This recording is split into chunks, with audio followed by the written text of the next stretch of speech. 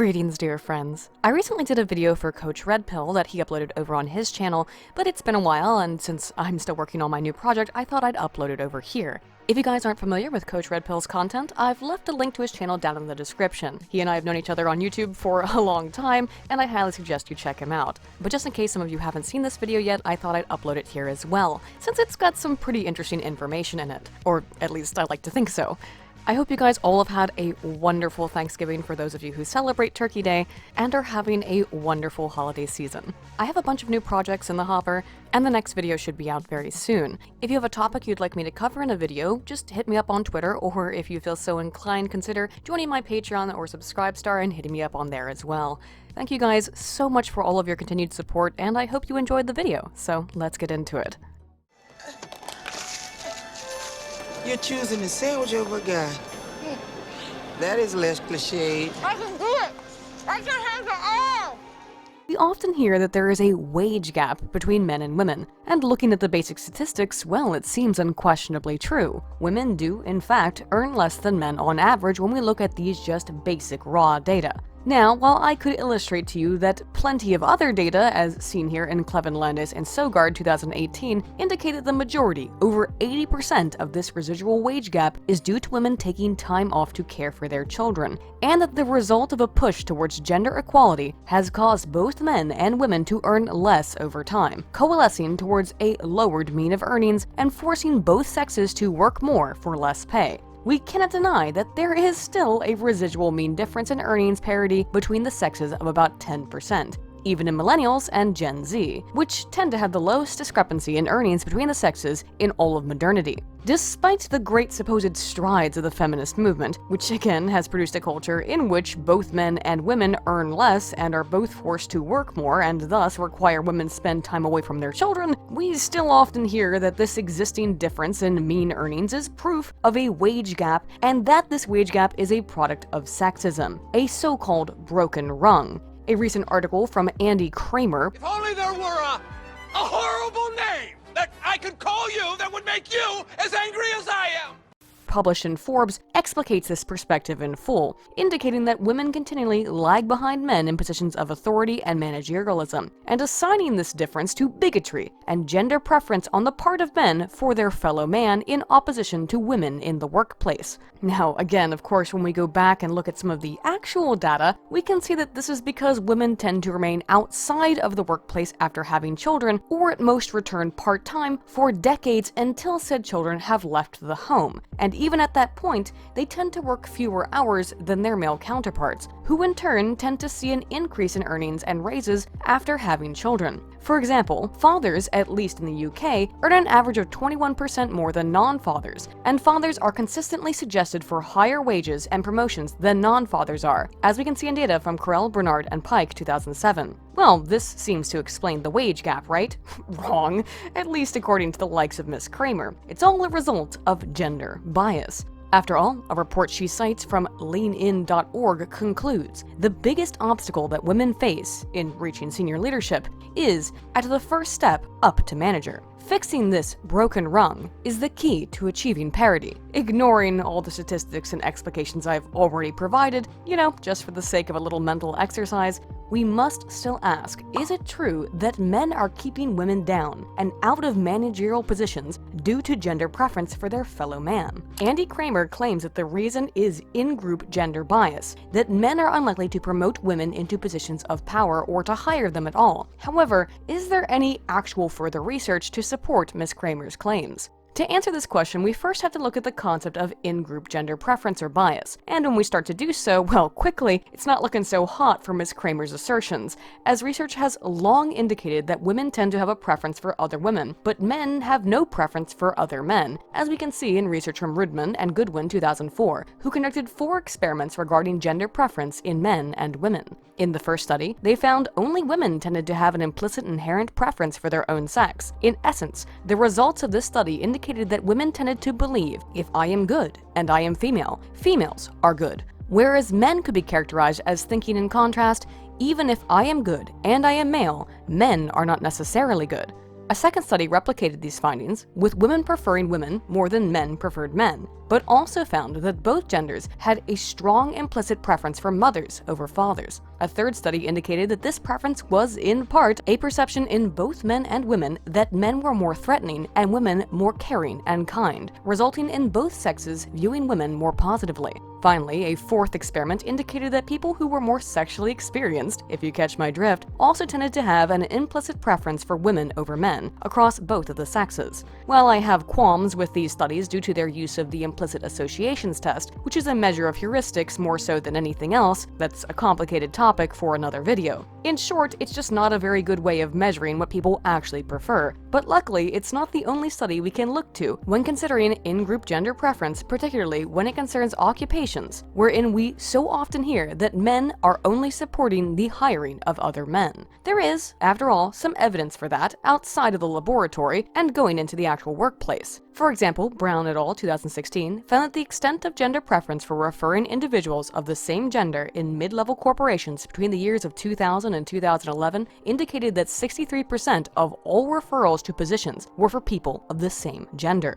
The problem here, though, is that Brown's data do not delineate specifically between how many of these referrals were women referring women and how many of them were men referring men, but instead only give us a general percentage. Other studies, however, have separated the genders, as we can see in data from a US call center from Fernandez and Souza 2005. They found that 75% of referrals by female employees were for other women. In contrast, only 44% of referrals by male workers were for other men. There was a distinct preference in women to refer employees of the same sex that simply was not present in men. They also found that men were slightly more likely to be hired when they were referred by a woman, and women were slightly more likely to be hired when referred by a man.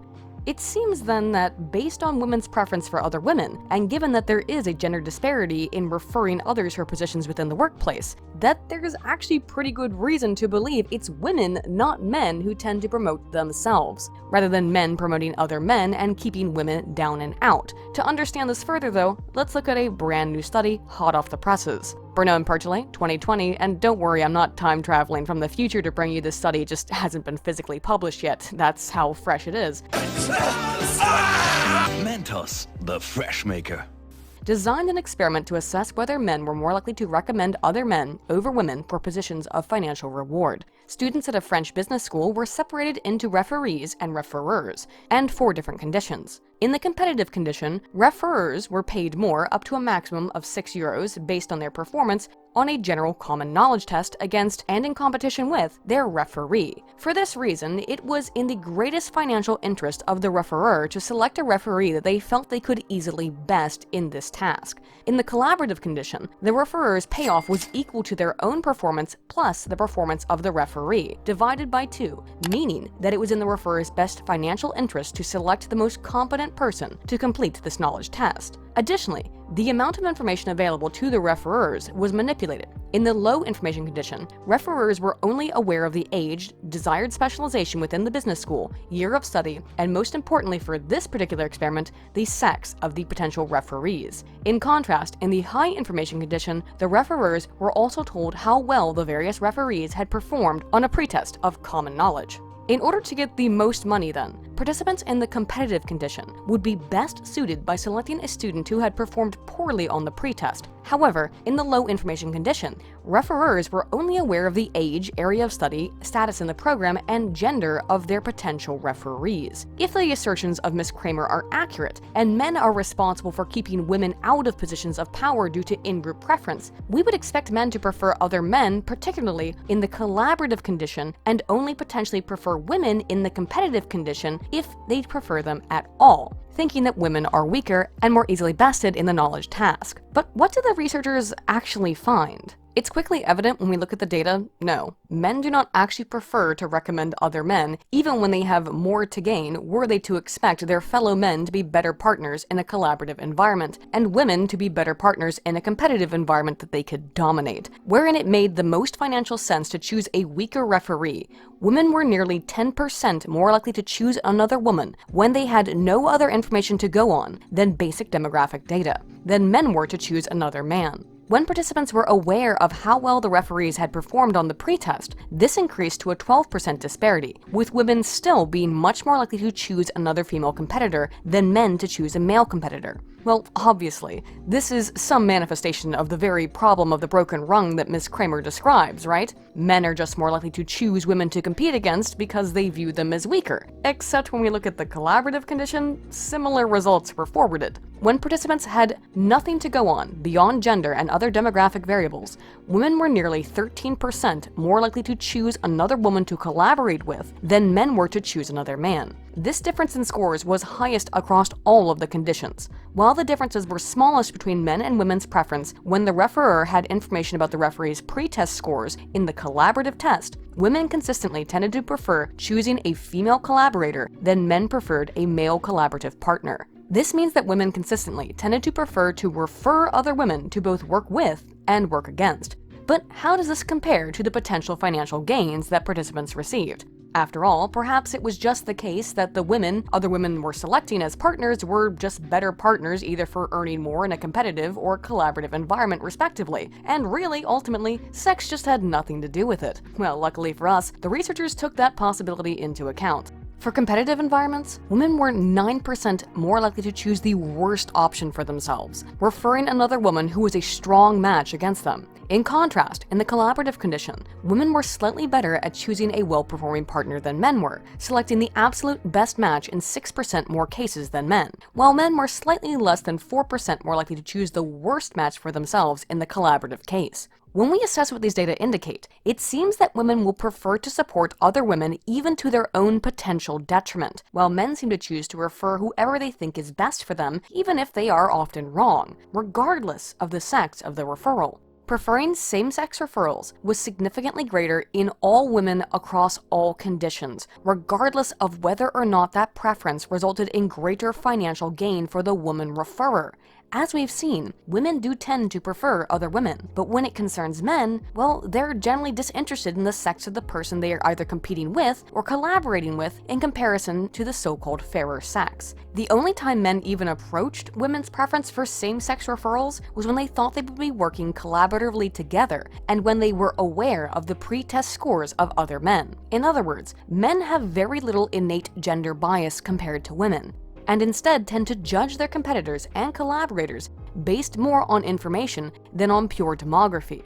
As the robustness checks indicate, being the same gender was only important for women referrers, both in the collaborative and the competitive conditions. For men, the only group effect that was present was in the cooperative task, in that men were slightly more likely to choose a partner from their same class cohort. The results of this study indicate that women, and only women, have an implicit gender bias towards others of the same sex, even when it comes to positions involving money and earnings. When we apply these findings to the workplace in general, there is no strong evidence that men actively tried to keep women out of positions in managerialism or power, whether these positions be competitive or cooperative. Instead, quite the opposite is true, in that when women have positions of power, they will always, at least according to these data, and even potentially to their own detriment, be prone to select other women to work with and against. Not only do these data and the aforementioned studies illustrate why the residual wage gap is not a product of supposed male discrimination against women,